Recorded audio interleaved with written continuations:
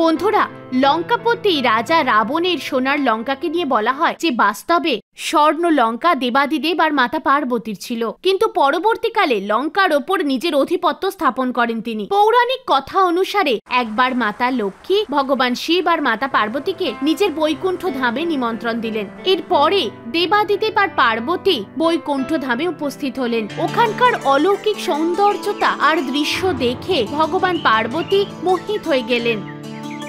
আর কৈলাস ফিরে গিয়ে উনি শিব ঠাকুরকে নিজেরও এরকম মন্দির বানানোর জন্য আগ্রহ প্রকাশ করলেন। মাতা পার্বতী বললেন, ভগবান, আপনি তো দেবাদিদেব মহাদেব, আপনার তো সব থেকে সুন্দর আর পবিত্র ঘরে থাকা উচিত, যা 3 লোকের মধ্যে সব থেকে ভালো। মাতা পার্বতীর কথা শুনে শিব ঠাকুর ওনাকে বুঝিয়ে বলার চেষ্টা করলেন। দেবী, আমাদের মহলের প্রয়োজনীয়তা কোথায়? আমরা তো যোগী।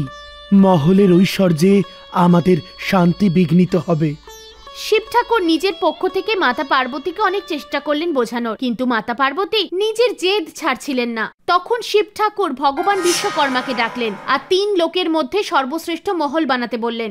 এরপরে মহাদেবের আজ্ঞা মেনে বিশ্বকর্মা সব থেকে সুন্দর পরিবেশে সব থেকে সুন্দর ভব্য মন্দির বানালেন। এই মহলের রূপ দেখে দেবতারাও মোহিত হয়ে গেলেন। এবার মাতা পার্বতী যখন শিব ঠাকুরকে মহলে প্রবেশ করতে বললেন, শিব ঠাকুর বললেন, দেবী, মহলে প্রবেশের আগে নিয়ম অনুযায়ী গৃহপ্রবেশের পুজো করা প্রয়োজন। তখনই নারদ মুনি ওখানে আসেন আর ভগবান শিবকে বলেন, ভগবান, আপনি আর মা কি ব্যাপারে এত আলোচনা করছেন? তখন শিব ঠাকুর নারদ মুনিকে বললেন, নারদ মুনি, আপনার মা খুব তাড়াতাড়ি গৃহে প্রবেশ করতে চান, আর তাই আপনি তাড়াতাড়ি ঋষি বিশ্রভাকে এখানে নিয়ে আসুন, যাতে তিনি নিয়ম অনুযায়ী গৃহপ্রবেশের পূজার বন্দোবস্ত করতে পারেন। শিব ঠাকুরের আজ্ঞা মেনে নারদ মুনি ঋষি বিশ্রভাকে নিতে চলে যায়। ঋষি বিশ্রভার স্ত্রী যে দৈত্যরাজ সৌমালির পুত্রী ছিলেন, সেও ঋষি আর নারদ মুনির সঙ্গে পূজাতে উপস্থিত হন। বিধিপূর্বক পুজো সমাপ্ত হয়। তখন ঋষি বিশ্রভা ভগবান শিব আর মাতা পার্বতীর কাছে বিদায় নিতে চায়। তখন ভগবান শিব বলেন, ঋষিবর, এখনো যজ্ঞ সমাপ্ত হয়নি, কারণ যতক্ষণ না আপনি যজ্ঞের দক্ষিণা নিচ্ছেন ততক্ষণ যজ্ঞ অসম্পূর্ণ। ঋষির স্ত্রী কেকবীর মনে লোভ চলে আসে। ওর শিব ঠাকুর আর মাতা পার্বতীর এই মহল খুবই পছন্দ হয়ে যায়। সেই জন্যই যখন শিব ঠাকুর দক্ষিণার কথা বলেন, তখন ও স্বামীকে বলে, ভালো সুযোগ আছে, তুমি শিব ঠাকুরের কাছে এই মহলটাই চেয়ে নাও। তখন ঋষি বিশ্রভা ভগবান দেবাদিদেবকে বলেন, ভগবান, আপনি যদি আমায় দক্ষিণান্ত করতেই চান, তাহলে আপনার এই সুন্দর মহল আমায় প্রদান করুন। ঋষির কথা শুনে ওখানে সবাই তো অবাক হয়ে যায়, কিন্তু ভগবান শিব তাকে নিরাশ করতে চায়নি। সেই জন্য উনি তথাস্তু বললেন আর মহলটা দক্ষিণায় দিয়ে দিলেন। সেই সময় মাতা পার্বতী খুব রেগে গেলেন আর ঋষি বিশ্রভাকে অভিশাপ দিতে দিতে বললেন, লোভী ব্রাহ্মণ, তুমি তোমার স্ত্রীর কথা শুনে তুমি আমার প্রেম আর স্বপ্নের এই মহল ছিনিয়ে নিতে চাইলে, তাই আমি তোমায় অভিশাপ দিলাম। তুই এই মহলের সুখ ভোগ করতে পারবি না। একদিন শিব ঠাকুরেরই কোনো রূপ এই মহলকে জ্বালিয়ে শেষ করে দেবে, আর তারপর তোমার কুলের সর্বনাশ হবে। এইটুকু বলেই ওখান থেকে সমস্ত দেব এবং দেবীরা অন্তর্ধান হলেন। ঋষি বিশ্রভাও মহাদেবকে খুশি করার জন্য বাড়িতে এসে যজ্ঞ করতে থাকেন। কিছুদিন পরেই বিশ্রভার দ্বিতীয় পত্নীর পুত্র কুবের নিজের তপস্যা সম্পূর্ণ করে নিজের পিতার কাছে এসে বলে, পিতার চরণে পুত্র কুবেরের প্রণাম। প্রণাম মা তোমায়, সুনাম অর্জন করো বাবা। পিতাশ্রী, আমার তপস্যা সফল হয়েছে আর আমি আশীর্বাদ স্বরূপ এই পুষ্পক্রত পেয়েছি। আর ঋষিদের ভবিষ্যৎবাণী অনুযায়ী আমি দক্ষিণ দিকের একটি দ্বীপে নিজের রাজ্য বিস্তার করব। কুবেরের কথা শুনে ঋষি বিশ্রভা তাকে বলে, পুত্র, তুমি আমার জ্যেষ্ঠ পুত্র। ভগবান শিবের থেকে দক্ষিণান্ত স্বরূপ আমি লঙ্কায় একটি মহল পেয়েছি। সে মহলের প্রতি অধিকার তোমার, সেখানে থেকেই তুমি তোমার রাজ্য চালাও। তাছাড়া ওই মহল মাতা পার্বতীর দ্বারা অভিশপ্ত। আপনার শিব ভক্তিতে ওই মহলের ওপর অভিশাপের আগুন নিভে যাবে। কৈকেশী খুবই ক্রোধিত হলেন, কিন্তু কিছু বলতে পারলেন না। কুবের লঙ্কায় বসে নিজের রাজ্য চালাতে থাকে। কিছুদিন পরেই কৈকেশীর পুত্র রাবণের তপস্যা সম্পূর্ণ হয়। আর ও সর্বশক্তিমান হওয়ার আশীর্বাদ পায়। তখন ও আশ্রমে এসে নিজের মাতা পিতার কাছে আশীর্বাদ নেয়। তখনই কৈকেশী রাবণকে বলে, পুত্র রাবণ, তুমি সর্বশক্তিমান, এবার তোমায় বিশ্ব জয় করতে হবে। আর পুত্র, লঙ্কার ওপর আধিপত্য যেন তোমার থাকে, আর তাই নিজের সৎ ভাই কুবেরের কাছ থেকে তুমি লঙ্কাকে জিতে নাও। মাতার কথা মেনে রাবণ লঙ্কায় যায়, আর লঙ্কা অধিকারের কথা কুবেরকে সে জানায়। কুবের তখন বলেন, রাবণ, তুমি আমার অনুজ, তাই এই লঙ্কার উপর যতটা অধিকার তোমার রয়েছে ততটাই অধিকার আমারও রয়েছে। রাবণ তখন বলে, না কুবের, লঙ্কা শুধুমাত্র আমার। আমি তোমাকে পরাজিত করে লঙ্কা জিততে চাই, তোমার দয়ার দানে নয়। তখন কুবের যুদ্ধ না করে রাবণের কাছে হার স্বীকার করে নেয় আর লঙ্কা ছেড়ে চলে যায়।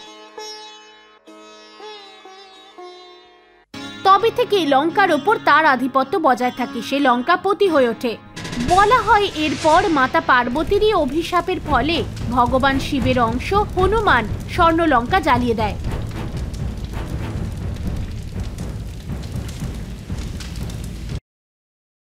ওরা দুজনেই ভগবান শিবের পরম ভক্ত ছিল। দিনরাত ভগবান শিবের পূজা আরাধনা করত। দুজনেই মন থেকে খুব সৎ ছিল। সুমন রিক্সা চালিয়ে জীবনযাপন করত,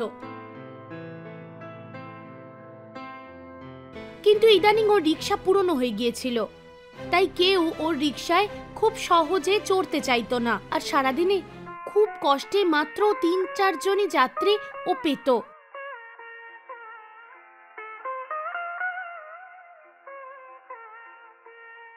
সুমনকে অন্য রিক্সাওয়ালা বলে, সুমন, তোমার রিক্সাটা যথেষ্ট পুরনো হয়েছে, এটাকে সারালেও বেশ কিছুটা খরচা হবে। আর একটু বেশি খরচা করে একটা নতুন রিক্সা কেন কিনছো না? সুমন অন্য রিক্সাওয়ালাকে বলে, চিন্টু, তুমি কি জানো না যে আমার অবস্থা অতটাও ভালো নয় যে একটা নতুন রিক্সা কিনতে পারি? বড় মুশকিলে দিন কাটাচ্ছি গো। আজ তো শুধু দুজনকেই পেয়েছিলাম, তাও তারা পুরো ভাড়া দেয়নি। এই টাকার মধ্যেই শিবজির ভোগ নিয়ে বাড়ির জন্য খাবার দাবার কিনে নিয়ে যেতে হবে। তখনই চিন্টু রিক্সাওয়ালা বলে, তুমি চিন্তা করো না সুমন, একদিন ভগবান শিব তোমার ওপর নিশ্চয়ই কৃপা করবেন। হ্যাঁ চিন্টু, আমার ঈশ্বরের ওপর অগাধ ভরসা আছে। আজ আমি যা কিছু তা ভগবানের জন্যই। আমি এই দুবেলা রুটি খেতে পাচ্ছি, তাও শুধুমাত্র ওনারই জন্য। চলো আমি বাড়ি যাই, বাড়িতে স্ত্রী অপেক্ষা করছে, সন্ধ্যারতির সময় হয়ে গেল। সুমন শিব ঠাকুরকে ধন্যবাদ বলে আর মনে মনে ওনার কথা চিন্তা করতে করতে চলে যায়। রাস্তায় ও রিক্সা পাংচার হয়ে যায়। আজ ও মাত্র 20 টাকাই কামিয়েছিল। ওখান থেকে 10 টাকা দিয়ে ও শিব ঠাকুরের জন্য প্রসাদ কিনলো, আর বেঁচে যাওয়া 10 টাকা দিয়ে 5 টাকা পাংচারওয়ালাকে দিতে হলো। আর 5 টাকাই বাঁচলো। ওই 5 টাকা দিয়ে ও দুটো পাউরুটি কিনলো। বাড়ি গিয়ে স্ত্রীকে বলল, মিনা, আমি তো খেয়ে এসেছি। চিন্টু বড়ই জোর করে খাইয়ে দিল। আজ উপার্জন থেকে দুটো মাত্র পাউরুটি আনতে পেরেছি।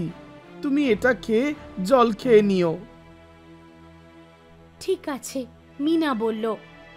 আসলে সুমন দুটো পাউরুটি কিনতে পেরেছিল, সেই জন্য মিনাকে মিথ্যে বলল যে ওর খাওয়া হয়ে গেছে, যাতে মিনা ক্ষুধার্ত না থাকে। অনেকদিন তো এমনও ওদের কেটেছে যে শুধু জল খেয়ে ওদের রাত কাটাতে হয়েছে। হ্যাঁ, কিন্তু যেভাবেই হোক শিব ঠাকুরের জন্য প্রসাদের ব্যবস্থা ওরা ঠিক করত। একদিন ভগবান শিবকে নন্দী বলল, প্রভু, সুমন আর ওর স্ত্রী মিনা আপনার পরম ভক্ত। ওদের যত সমস্যাই হোক না কেন, ওরা আপনাকে ভোগ নিবেদন করে। প্রভু, আপনি ওদের কেন কৃপা করেন না? ওনারা এত সমস্যায় আছে, কেন আপনি ওনাদের আশীর্বাদ দেন না? শিব ঠাকুর বললেন, নন্দী, গত জন্মে সুমন ভীষণই বদমাইশ, বিরক্তিকর একজন মানুষ ছিল। কারোর প্রতি দয়া দাক্ষিণ্য ছিল না ওর। দারিদ্রতা নিয়ে ও বড়ই মজা করত। ও নিজের মাকেও বড় অত্যাচার করেছিল, যে কারণেই ওর এই জন্মে এখনো পর্যন্ত সন্তান প্রাপ্তি ঘটেনি। আগের জন্মে তো ওর কোনো রকম সমস্যাই হয়নি, কিন্তু গত জন্মের ফল ওকে এই জন্মে ভুগতে হবে। প্রত্যেকটি প্রাণীর ক্ষেত্রেই তাই হয়। নন্দী বলল, কিন্তু প্রভু, আর কত কষ্ট সইবে ও এ জন্মে? ব্যাস আর কিছুদিন নন্দী, তারপরেই ওর সুখের দিন আসবে। ওকে শুধু একটা পরীক্ষার মধ্যে দিয়ে যেতে হবে, আর তাতে ও উত্তীর্ণ হলেই ওর সুখের দিন শুরু হয়ে যাবে। আপনার মায়া আপনি জানেন প্রভু। নন্দী বলল। এদিকে শিব ঠাকুর হাসতে শুরু করলেন। এদিকে সুমনের সমস্যা দিন দিন বেড়েই যাচ্ছিল।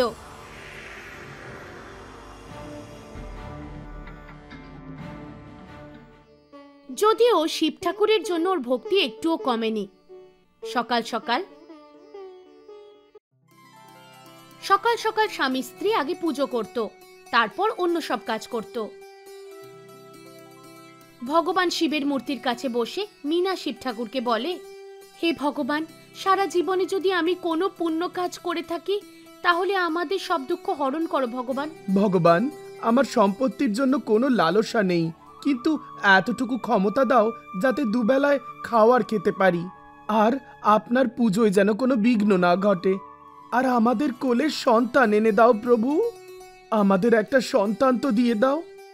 পুজো করার পর সুমন রিক্সা বার করে আর শিব ঠাকুরের কথা মনে করে বাস স্ট্যান্ডের দিকে এগোতে থাকে। সুমন মনে মনে ভাবে, হে ভগবান, শেষ 3 দিন ধরে আমি খিদেই মরছি, আজ আমায় এতটুকু তো দাও যাতে একবেলার রুটি খেতে পারি। সুমন এটা ভাবতে ভাবতে যাচ্ছিল, ভগবান শিব তখন বৃদ্ধ লোকের বেশে ওর কাছে চলে আসে। বৃদ্ধ লোকটি সুমনকে বলল, শোনো বাবা, আমার পয়সার ব্যাগটা চুরি হয়ে গেছে, আমার কাছে একটা টাকাও নেই, আর আমাকে অনেক দূরে যেতে হবে। কেউই বিনা পয়সায় আমাকে বাড়ি পর্যন্ত পৌঁছতে চাইছে না, আর আমার এতটাই বয়স হয়েছে যে আমি হেঁটেও যেতে পারবো না। তার উপর এত রোদ আর এত গরম, আমি তো আর সহ্য করতে পারছি না। তুমি কি আমায় আমার বাড়ি পর্যন্ত ছেড়ে দেবে? কিন্তু আমার কাছে তোমায় দেওয়ার মতো তো কিছুই নেই। সুমন বলল, আমি তো বাস স্ট্যান্ডে যাচ্ছিলাম, কিন্তু আপনি এতটা সমস্যায় রয়েছেন, আপনাকে সাহায্য করা তো আমার কর্তব্য। আপনি রিকশায় বসে যান বাবা, আমি আপনাকে বাড়ি ছেড়ে দিচ্ছি। বৃদ্ধ ব্যক্তি রিকশায় বসলো আর সুমন কিছু চিন্তা না করে ওই প্রচন্ড গরমে ওকে বাড়ির দিকে নিয়ে চলতে থাকে। ঘন্টাখানিক যাওয়ার পর একটা শিব মন্দির এলো। ওখানে পৌঁছে বৃদ্ধ ব্যক্তি সুমনকে বলল, ব্যাস বাবা, আমার বাড়ি এসে গেছে। এত রোদে এত গরমে তুমি আমায় সাহায্য করেছো, তুমি মনের দিক থেকে বড়ই ভালো বাবা। ভগবান তোমার সব ইচ্ছা পূর্ণ করুক। বাবা, আশীর্বাদ দেওয়ার জন্য আপনাকে অনেক অনেক ধন্যবাদ। এবার আমি চলি।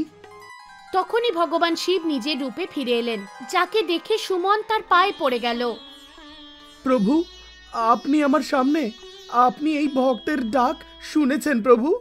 আমি ধন্য হয়ে গেছি প্রভু, আর আমার এই পৃথিবীতে কিচ্ছু দরকার নেই।